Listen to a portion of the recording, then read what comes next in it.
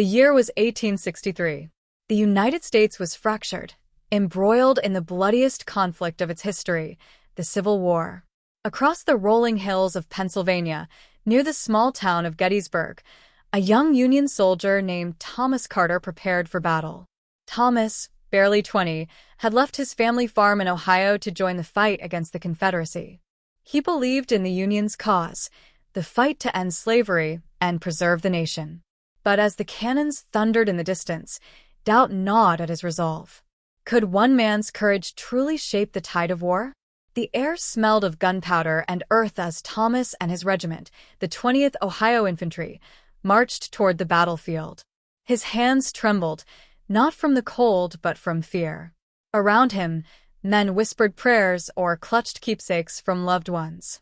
His own reminder of home was a locket containing a small sketch of his younger sister, Abigail, and their late mother. Carter, a voice broke through his thoughts. It was Corporal James Henderson, a grizzled veteran with a sharp wit and a missing tooth. "Keep your head down and follow orders. You'll be fine." Thomas nodded, though his throat was dry. The corporal's words were small comfort against the looming specter of death. As the sun rose, the two armies clashed in a cacophony of musket fire, cannon blasts, and shouted commands. The Union forces held their ground against relentless Confederate charges. The smell of sulfur and blood filled the air. Thomas fought with a desperation he didn't know he possessed. He fired his musket, reloaded, and fired again. Each shot felt both mechanical and deeply personal. He saw friends fall around him, men he'd shared meals and laughter with just days before. By the afternoon, the 20th Ohio was ordered to hold a key ridge overlooking the battlefield. If they lost it, the Confederate forces could break through and overrun the Union line. "Dig in," shouted the regiment's commander, Colonel Avery. "This ridge is the line between victory and defeat. Hold it at all costs."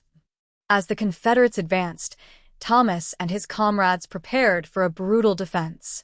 He crouched behind a makeshift barricade of stones and fallen logs, his musket at the ready. Sweat and grime covered his face, and his heart pounded like a drum. When the enemy came into view, it was as if the world slowed. Thomas could see the determination in their eyes, men fighting for a cause they believed in, just as he was. He aimed, fired, and reloaded with a grim efficiency, each action driven by the instinct to survive. The ridge became a maelstrom of chaos. Smoke obscured the battlefield, and the deafening noise was unrelenting. Thomas's ears rang, but he pressed on. When his ammunition ran low, he fought with his bayonet, the weapon and extension of his will to live. Hours passed like years, but the 20th Ohio held the ridge. As the sun dipped below the horizon, the Confederate forces retreated, leaving behind their wounded and dead. The ridge was secure, but at a staggering cost. Thomas collapsed to the ground, exhaustion overtaking him. Around him, the moans of the wounded filled the night.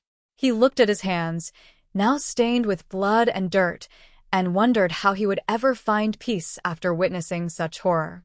The next morning, Thomas and a small group of soldiers were tasked with retrieving the wounded from the battlefield.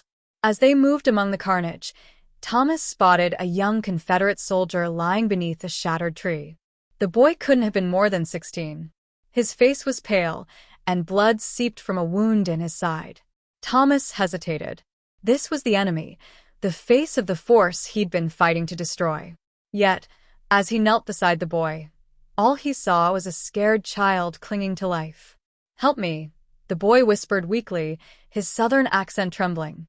Thomas removed his canteen and held it to the boy's lips. "Hold on. We'll get you to the medics." The boy's eyes widened in surprise. You'd help me?" "We're all just men," Thomas replied, his voice heavy. "Fighting a war we didn't start." With the help of another soldier, Thomas carried the boy back to the Union camp, where the medics took over. He didn't know if the boy would survive, but in that moment, he felt a small flicker of humanity amidst the inhumanity of war. Days later, the Union declared victory at Gettysburg, a turning point in the war. But for Thomas, the victory felt hollow. He had survived, but at the cost of his innocence. As the 20th Ohio prepared to march south, Thomas wrote a letter to Abigail. Dearest Abigail, the battle here is over, but the war rages on. I've seen things I wish I could forget, and I've done things I can't undo. Yet, amidst the darkness, I've found moments of light. Yesterday, I helped an enemy soldier. He was just a boy, scared and far from home, like me. It reminded me that even in war, there is room for compassion. I don't know when this will end, or if I'll make it home. But if I do, I promise to live a life worthy of the sacrifices made here. Tell Father I'm doing my duty, and hug little Abigail for me. Your loving brother, Thomas. As he folded the letter and tucked it into his satchel, Thomas felt a renewed sense of purpose. The war wasn't just about territory or politics. It was about people, their dreams, and their right to live free. The road ahead was uncertain, but Thomas knew he would walk it with courage, for himself, for his family, and for the countless lives shaped by the echoes of freedom.